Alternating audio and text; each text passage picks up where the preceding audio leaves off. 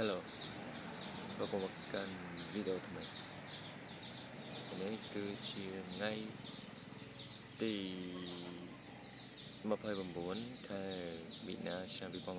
2025ហើយគឺជាវីដេអូដែលខ្ញុំបង្ហាញមកដំបូងទៅលើ Channel YouTube របស់ខ្ញុំអត់ទាន់មានខ្ញុំមានកម្រងធ្វើ YouTube តែខ្ញុំអត់ទាន់បានផុសវីដេអូឯណាទេដោយសារតែអត់ទាន់មានលទ្ធភាពទិញកុំព្យូទ័រហើយខ្ញុំនឹងព្យាយាមលេងកុំព្យូទ័រលេងហ្គេម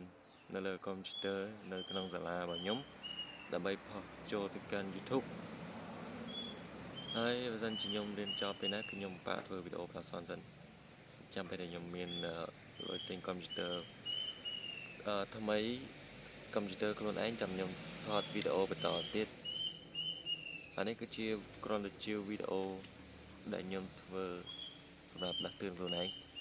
សម្រាប់ sale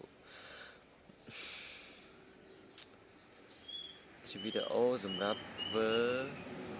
រំលឹកខ្លួនឯងថាខ្ញុំនឹងធ្វើ YouTube នៅលើ channel មួយហ្នឹង